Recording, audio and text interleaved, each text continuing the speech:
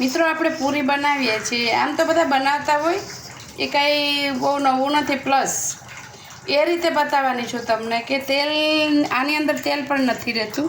ઝીણો ઘઉંનો લોટ લીધો છે 500 ગ્રામ, તો આની અંદર તેલ કેમ નહીં આપણે રહીએ? કોરી પૂરી કેમ બને? અને બની ગયા પછી પણ ફૂલેલી રહે છે અને છતાં પણ પોચી બને છે. તો કેમ બનાવવાની મિત્રો એ આપણે શીખીએ. જો પહેલાં તો સ્વાદ અનુસાર આપણે મીઠું લઈએ છીએ, અને તમે મીઠું ન ખાતા હોય, મોરી પૂરી લેતા હોય તો તમે સ્ક્રીપ કરી શકો છો મિત્રો. એવું જરૂરી નથી કે મીઠું જ નાખવું જ. ને 1 ચમચી આપણે અડધી ચમચી 500 ગ્રામ લોટની અંદર અડધી ચમચી મસ્ત તાજું દહીં. ઓકે મિત્ર, અડધી ચમચી દહીં અને 1 આ ચમચો તેલ મોવણ જે આપણે નાખીએ ને, તેલ આપણે જે બી ખાતા હોય આપણે, એવું કંઈ નથી કે આ તેલ, હું તો સિંગ વાપરું છું એટલે હું સિંગ નાખું છું. અને આ 1 ચમચો સોજી મિત્રાશું, 500 ગ્રામની અંદર આ 1 ચમચો સોજી હોવી જોઈએ. અને 1 ચપટી ખાંડ. તો કેમ ખાંડ 1 ચપટી મિત્ર, 1 ચૂટકી એટલી જ હોવી જોઈએ. આ 1 ચૂટકી ખાંડની કમાલ છે.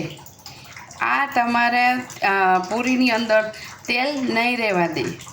એ તમને હું મસ્ત પ્રેક્ટિકલ કરીને બતાવું અને તમે બનાવજો. 1 ચૂટકી 500 ગ્રામ લોટની અંદર 1 ચૂટકી, ધ્યાનથી સાંભળી લેજો, નહીંતર વધારે પડશે તો પૂરી થશે લોચો. બરાબર, આ કમ્પ્લીટ પૂરી બનશે. અને હા, અને આ બધું મિક્સ કરી દેવાનું. અને પછી તમારે શું કરવાનું છે, એને જે આપણે લોટામાં આમ પોચો પોચો કરીને બાંધી દેતા હોય, નો, પોચો પોચો નહીં બાંધવાનો. આપણે આમ દબાવી અને પાણી ભલે થોડી તકલીફ થાય, કંઈ તકલીફ ના થાય, એમાં શેની તકલીફ? આ તો ગૃહિણીનો વિષય છે, આપણે કરતા જ હોઈએ. અને આમ થોડાક વધારે મચેડી છે, જોર આપીને કરવાનું. આમ પોચો પોચો બાંધવાથી લોટની અંદર હવા રહી જાય છે મિત્ર, એટલે વસ્તુ સારી બનતી નથી, જલ્દી ઢીલો પડી જાય. રોટલીથી જાડો કરવાનો અને ભાખરીથી આછો. એટલે એ રીતના મીડિયમ લોટ આપણે બનાવવાનો છે. અને 2 મિનિટ આપણે મૂકી રાખવાનો. જો આવી રીતે આમ દબાવી અને લોટ બાંધો, અને નહીં તો પૂરીમાં તેલ રહે નહીં, પૂરી તમારી બેસી જાય. એવી ઉપસેલી જ રહેશે, પ્લસ પોચી બનશે મસ્ત રૂ જેવી. રૂ જેવી પોચી બનીને પણ કેવી એમ તમને એમ જ થશે કે હમણાં જ ઉતારી છે, એટલી મસ્ત બને. આમાં તમે જો કોઈને પીળી ખાવી તો હલ્દી નાખી શકો, ના નાખવી હોય તો કંઈ નહીં. મેં નહીં નાખી, એટલે આ પેરીના રસ જોડે ખાવાની છે ને, એટલે મેં નહીં નાખી. નહીંતર આપણે નાખી શકીએ છીએ મિત્ર. જો આ રીતે દબાવીને લોટ બાંધવાનો. ચાલો મિત્રો, આપણે પૂરી વણી લીધી છે અને આપણે હવે તમને બતાવો. બિલકુલ આની અંદર તેલ નહીં રહે, મસ્ત મસ્ત રહેશે, એપીને બી ફૂલેલી. અને તમારે એમ થશે કે ના ભાઈ, ખરેખર એ તેલ ન રહેવાનું કારણ છે 1 ચપટી ખાંડ અને 1 ચમચો સોજી. મિત્ર એ કમાલ છે. એ રીતે તમે બનાવજો. અડધી ચમચી શું નાખવાનું છે? દહીં, મસ્ત મીઠું, એટલે તમારી પૂરીમાં કાંઈ જ ના ઘટે મિત્ર. જો છે ને, પાણીપુરી જેવી મસ્તીની પણ એકદમ સુપર પૂરી બનશે. તમે એકવાર બનાવીને જોજો, તમને એમ થાય ના ખરેખર આવી રીતે જ બનાવાય પૂરી, અને તમને મજા આવશે. મોઢામાં ધાત નહીં હોય ને તો બી તમારે બધે ખવાઈ જશે. અને આ પૂરી ઠંડી થાય ને તો પણ બેસી નહીં જાય, આટલી મસ્ત રહેશે. એવું નહીં કે ચાલો ઠંડી થઈ ગઈ એકદમ પોચી પડી ગઈ, નહીં મિત્ર, આટલી સરસ રહેશે. એટલે તમારે આ પૂરી તમારે બનાવજો. એકદમ ફૂલીને દડા થાય છે, તેલ બિલકુલ રહેતું નથી મિત્ર. એકદમ સુપર પૂરી.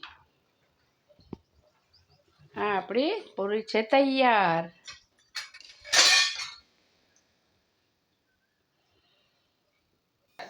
મિત્રો આ જે પૂરી મેં બનાવી છે, અંદર આપણે ખાંડ અને સોજીની કમાલ છે. સોજી, આ રવો કે અમે સોજી કહીએ. અને મેં લીધું છે આની સાથે ગુંદાનું અથાણું.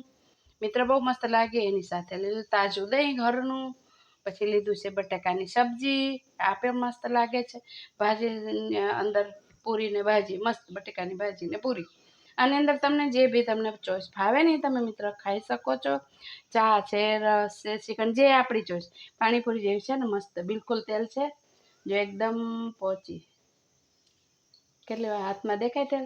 બિલકુલ તેલ નહીં રહે. આને કમાલ છે. ઓનલી ધ્યાન રાખજો મિત્ર, 1 ચપટી ખાંડ અને 1 ચમચો નાનો 500 ગ્રામ લોટની અંદર સોજી. પૂરી આવીને આવી રહેશે. બિલકુલ હાથની અંદર તેલ રહેશે નહીં. અને તમારે કલાકો થઈ જશે તો પૂરી આવી આખી જ રહેશે. આ પૂરી બેસશે નહીં મિત્રો, છતાં પહોંચી મેં બતાવીને તમે.